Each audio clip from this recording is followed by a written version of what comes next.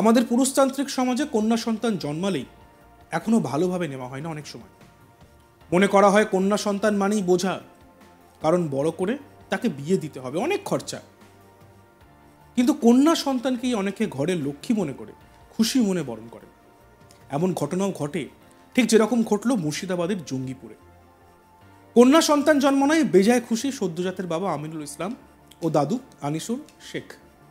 হাসপাতালের থেকে ডিসচার্জের দিন একটি বেসরকারি নার্সিংহোম থেকেই বিয়ের সাজে অ্যাম্বুলেন্স সাজিয়ে সদ্যজাতকে বাড়ি নিয়ে গেলেন বাবা ও দাদু। প্রসঙ্গত দিন 7 আগে জঙ্গিপুরের এক নার্সিংহোমেই কন্যা সন্তানের জন্ম দেন রঘুনাথগঞ্জ থানার অন্তর্গত জরুর গ্রামের বাসিন্দা তসলিমা নাসরিন।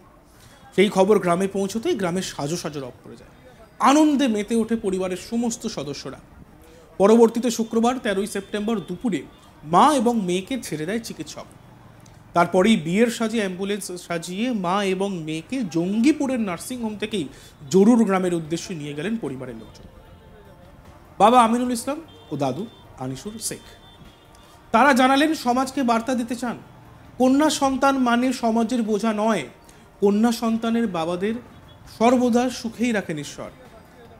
আমরা শুনিনি সেই বাবা যার কন্যা সন্তান জন্মানোর ফলে তিনি উৎসবের মতন করে রীতিমতো সাজো সাজো রব করে অ্যাম্বুলেন্সে করে তার সন্তানকে তার গ্রামে তার ঘরে নিয়ে এলেন।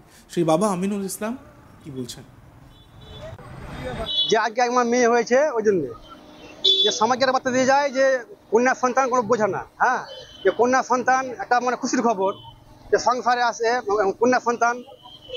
ওই জন্য সমাজের বার্তা দিয়ে যায় যে কন্যা সন্তান যে হয়েছে, ওই জন্য আমি অ্যাম্বুলেন্স ভাড়া করে সাজিয়েছেন তো দেখলাম। তো গ্রামের কি প্রোগ্রাম আছে কিছু? গ্রামের প্রোগ্রামটা আপনার করেছি, আপনার জন্য ভাই সেদিনকে করেছি। বাড়ির লোকজন সবাই? হ্যাঁ, সবাই খুশি। মানে আমার তো মানে আমার বাবা আছে, আমার বাবা খুব খুশি। এই সব খরচাটা আমার বাবাই করছে। বাবারই? হ্যাঁ, আমার বাবার ইচ্ছে যে একটা কন্যা সন্তান হয়েছে। যে এক কথায় বলাই যায় বাঙালির লক্ষ্মী এসছে বাড়ি। হ্যাঁ। তো কি কি অনুষ্ঠান আছে কি আজকে? আজকে কি ওনাকে ছেড়ে দিল? কদিন ধরে? আজকে আপনার 7 দিন হয়ে গেল, ছেড়ে দিল। আজকে বাড়ি নিয়ে যান? হ্যাঁ, বাড়ি।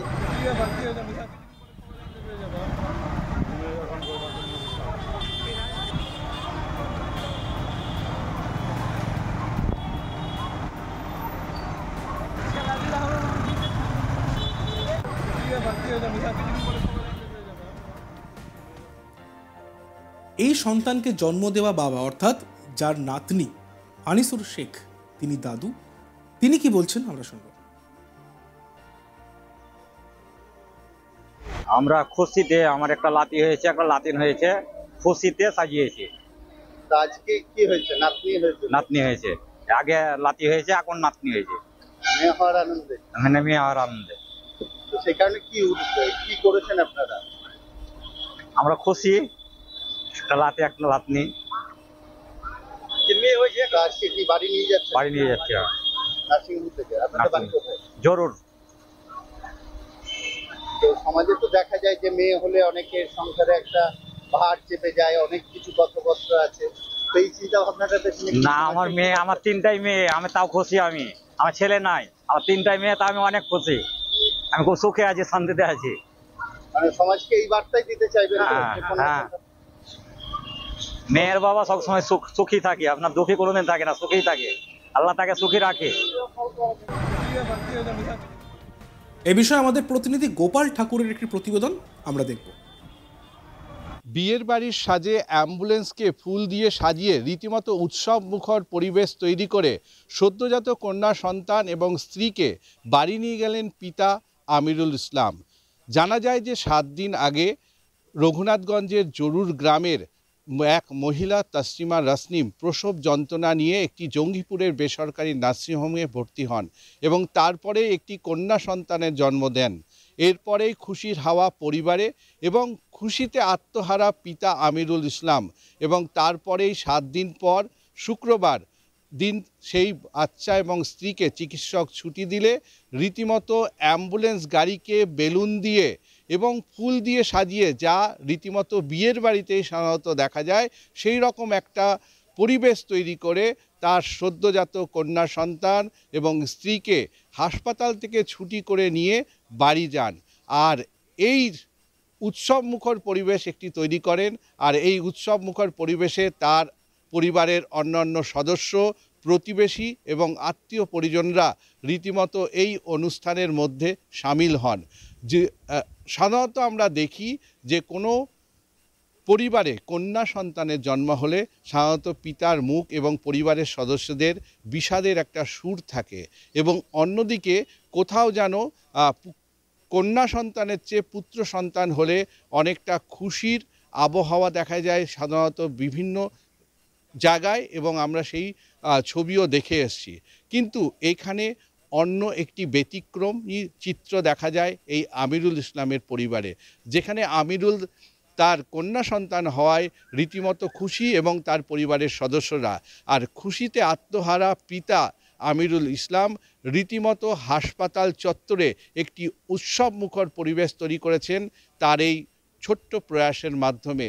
যিনি তার এই ছোট্ট প্রয়াসের মাধ্যমে এই আমিরুল বলতে চেয়েছেন যে সমাজের মেয়ে কোনো বোঝা নয়, এবং তিনি তার বক্তব্যের মাধ্যমে স্পষ্ট করেছেন যে সমাজের যে মেয়েদের বোঝা ভাবা হয় তা কিন্তু একদমই নয়।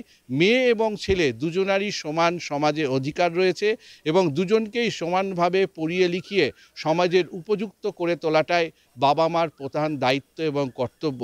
তাই তিনি যেভাবে পুত্র সন্তানদের মানুষ সাদর আমন্ত্রণ করে নিয়ে যায়, ঠিক বাড়িতে যেন লক্ষ্মী এসেছে এবং সেই লক্ষ্মীকে সাদর সম্ভাষণ করে রীতিমতো বাড়িতে নিয়ে যাওয়া হয়।